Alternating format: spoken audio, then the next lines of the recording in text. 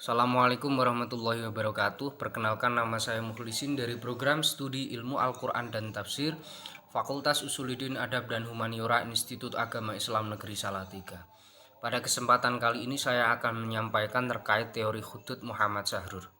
Berangkat dari biografinya, beliau merupakan seorang pria kelahiran Damaskus, Syria pada tanggal 11 Maret 1938. Beliau merupakan seorang pemikir Islam kontemporer yang mengkontribusikan besar berupa teori hudud atau teori batas di dunia tafsir Al-Quran. Kemudian yang pertama, berangkat dari biografi beliau merupakan seorang pemikir kontemporer yang berlatar belakangkan bukan di pendidikan Islam, justru beliau berlatar belakangkan pendidikan teknik sipil di Universitas Damaskus, Syria. Setelah menyelesaikan pendidikannya, beliau menjadi seorang dosen di sana. Jadi beliau seorang alumni sekaligus kemudian menjadi dosen di Universitas Damaskus yang fokus mengajar di dunia teknik sipil. Kemudian beliau juga merupakan seorang konsultan ahli di bidang mekanika tanah dan juga geologi.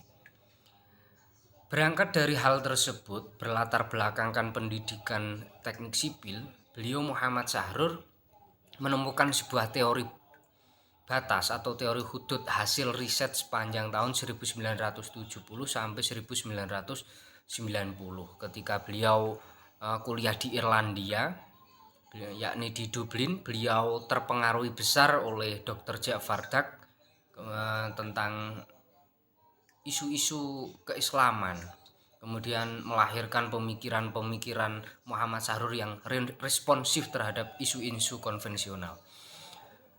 Kemudian pada saat itu Muhammad Syahrur merasakan kegelisahan di mana para mufasir dalam menginterpretasikan Al-Quran hanya berkutit seputar teologi, akidah ataupun fikih saja.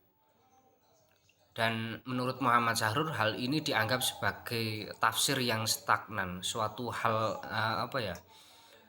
kemajuan Islam yang stagnan, hanya berkutit seputar itu saja. Dan menurut Muhammad Syahrur, untuk melakukan pembaruan terhadap kemajuan Islam, Muhammad Syahrur ini berpikir bahwasanya di dalam Al-Quran itu terdapat ayat-ayat muhkamat, meskipun mayoritas ulama menganggap sesuatu yang final, akan tetapi menurut Muhammad Syahrur hal ini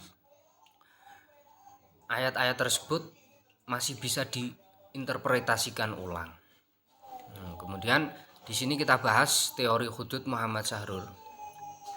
Teori hudud Muhammad Syahrur dalam pemikiran Islam kontemporer yang paling terkenal.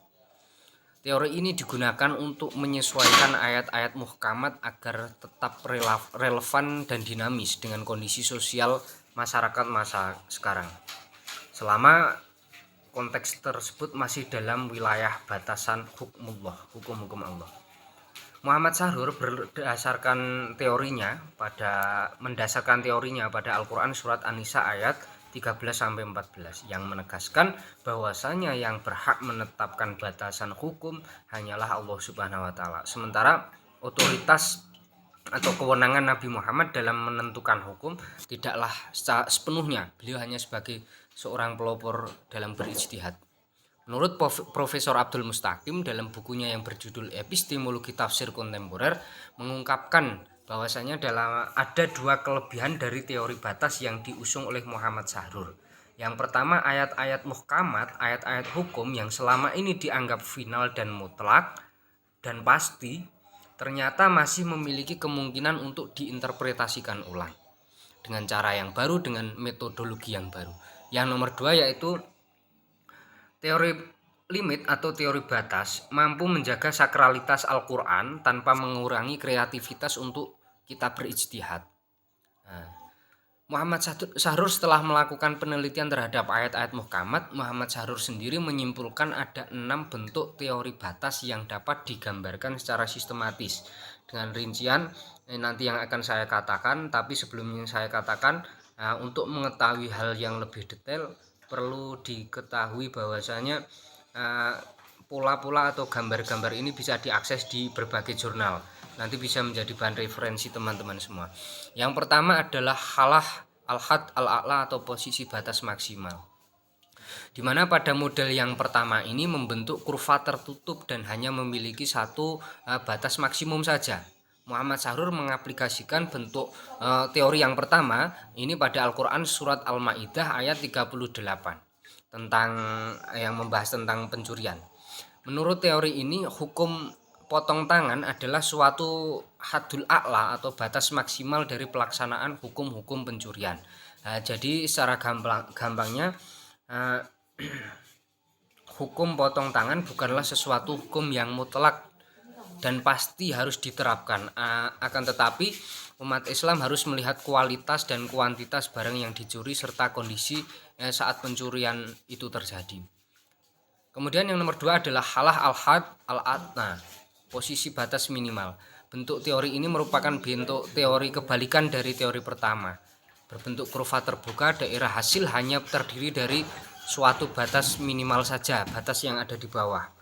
Muhammad Sahrur mencontohkan pada larangan dalam Al-Quran untuk menikahi para perempuan yang disebutkan dalam surat An-Nisa ayat 23. Nanti bisa dicari ayatnya. Dalam kondisi apapun umat Islam dilarang untuk menikahi wanita dalam ayat ini, meskipun didasarkan pada ijtihad. Kemudian yang nomor 3 adalah halah al-hadain al-a'la wal adna ma'an, posisi antara batas maksimal dan batas minimal secara bersamaan. Bentuk kurva dalam teori ini adalah tertutup dan terbuka. Masing-masing kurva memiliki titik balik maksimal dan minimal. Di antara kedua kurva terdapat titik singgung yang disebut sebagai nuqtoh al-in'ataf yang berada di tengah kedua kurva. Titik ini disebut sebagai posisi penetapan hukum mutlak. Batasan ini diterapkan Muhammad Sahrur dalam pembagian harta warisan dalam Al-Quran surat An-Nisa ayat 11. Kemudian yang nomor 4 adalah halatul mustaqim, yakni posisi lurus tanpa alternatif sama sekali. Dalam kurva berbentuk ini titik balik minimal berhimpit dengan titik balik maksimal. Akibatnya tercipta suatu garis lurus yang sejajar dengan sumbu X. Muhammad Sahrur menyatakan bahwa teori ini hanya mampu diterapkan pada suatu ayat saja dalam Al-Quran, yaitu pada surat An-Nur yang membicarakan tentang perzinahan. Nanti sudah saya katakan terkait gambar-gambar dan pola-polanya bisa diakses di berbagai jurnal. Itu ada rumusnya, ada pola-polanya. Nanti teman-teman bisa akses di situ. Yang nomor 5 ada halatul had al-a'la li hadil muqarib dunal ma'anas bihadil abadan bilhad abadan, yakni posisi batas maksimal cenderung mendekat tanpa bersentuhan. Kemudian daerah hasil dari bentuk ini berupa kurva terbuka yang membentuk dari titik pangkal dan hampir berhimpitan dengan sumbu X. Sementara itu titik final hampir berhimpitan dengan sumbu Y. Muhammad Sahrur menerapkan teori ini pada hubungan fisik antara pria dan wanita. Batasan terendah atau hadul adna dalam teori ini adalah hubungan tanpa bersentuhan. Kemudian dan batas hadul a'la atau batas maksimal ini berupa perzinahan. Jadi dapat disimpulkan dengan teori ini, selama mereka belum melakukan perzinahan maka hukum maksimal Allah belum perlu untuk dilaksanakan. Kemudian yang terakhir nomor 6, halatul had al-a'la mujaban wal hadil a'na saliban, yakni posisi batas maksimal positif dan batas minimal negatif. Daerah hasilnya berupa kurva gelombang dengan titik balik maksimal berada pada wilayah positif, sedangkan titik balik minimal berada pada wilayah negatif. Ini pola-pola gambarnya bisa diketahui di berbagai jurnal seperti jurnal Kudus, itu ada di situ volume 1 nomor 1. Nanti bisa diakses oleh teman-teman sendiri. Kemudian teori yang terakhir ini nomor 6 yang digunakan oleh Muhammad Sahrur dalam menganalisa transaksi keuangan. Batasan tertinggi dalam teori ini atau hadul a'la adalah berupa pajak dan bunga, sedangkan batasan terendah hadul adna berupa zakat. Sementara titik nol di antara daerah positif dan negatif adalah pinjaman tanpa bunga.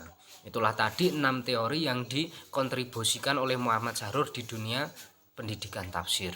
Itu saja yang dapat saya sampaikan, kurang lebihnya mohon maaf yang sebesar-besarnya. Akhirul kalam, wallahul muwaffiq. Wassalamualaikum warahmatullahi wabarakatuh.